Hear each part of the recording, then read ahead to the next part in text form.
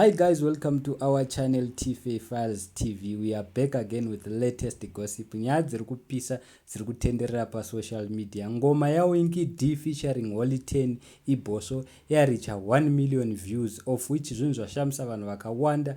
Asi munogoziva mega vazukuru vambuya nehanda vanotaura nyaya dzakawanda dzakasiyana siyana pamusoro penyaya yacho. Vamwe vadedzera kuti ndimujaya aita kuti riche pa 1 million. Vamwe vakati aiwa ndiWinky D chibaba. Asi aripo mumwe ati zvibaba zvakasangana patrack 1. Mumwe munhu akati I'm happy that it was Winky D and Shingai song that first reached 1 million before this one. Otherwise taiona moto na Holy 10, but well done, congrats to Gafa. Mumwe munhu adedzera kuti zviri nani because ngoma yatanga kusvika pa 1 million ndi Winky D featuring Shingai. Kudai yanga iri ya Winky D yoyi yatanga kusvika featuring Holy 10 taiona moto Holy 10 aizotaurisa too much.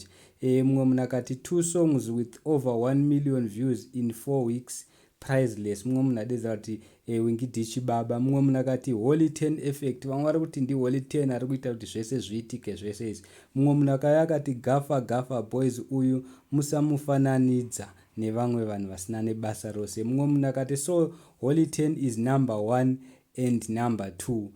Guys, musakangano kuZimbabwe Holy 10 ari pa number 1 nengoma yake inoti pressure, and then number 2 iri kutera ndiyo ya Winky D featuring Holy 10. Chinhu chakangosiyana chete ndechekuti ngoma ya Winky D featuring Holy 10 yapinda pa 1 million. Ya Holy 10 iri pa number 1 zvayo, but haisati yapinda pa 1 million.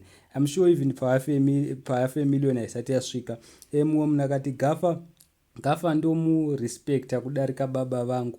Mumwe munhu akati chiestra. Mumwe munhu akati audio no video, Winky D is the god. Mumwe munhu adedzera kuti imagine audio haisi video, kudai yanga iri video kudai yatokunana 5 million. Mumwe munhu akati Holy 10 effect is powerful. Mumwe munhu akati two on trending, we all know number 1. Saka varipo va Holy 10 vari kudedzera kuti Holy 10 chibaba ndiye akabata, asi vamwe vari kuti Winky D ndiye chibaba because ma views ndiwo anotaura. Mumwe munhu akati is he still regretting? Mumwe munhu adedzera kuti Holy 10 achiri kuregreta here sezvo ngoma yapa pa 1 million views. Mumwe munhu akati song ndeya Winky D please, anyways waiting for my views a Holy 10. Mumwe munhu achema ati musati Winky D na Holy 10, ingoti Winky D featuring Holy 10.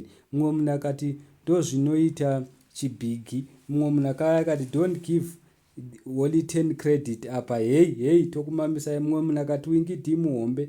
Mumwe munhu akauya akati vakuda kuedza kutibata but vatadza, vari kuita kukambaira. Mumwe munhu akati vanotora zvevapfupi nekureba, Winky D will forever be a god. Mumwe munhu akati the more varakashi hate him the higher he sours. Mumwe munhu akati vatengesi vakapiwa mafufu ndigafa uyu. Mumwe munhu akati Holy 10 was complaining about this song but now you are eating from it. So ndo nyaya iripo guys. Holy 10 zviri kunzi anga aicomplaina nemunozviziva takachema katakaimbiswa ngoma yasingazivi. Saka vamwe vanhu va Winky D vari kudedzera kuti zvinezvi ndo ngoma iri kutomupa mari, ari kudya chiguta achiita zvematama. Mumwe munhu ati chematama anozviitisa. So I don't know guys kuti munoti kudi. Please comment down below mutiudze kuti kana makatarisa ndiyani muhombe kudarika mumwe.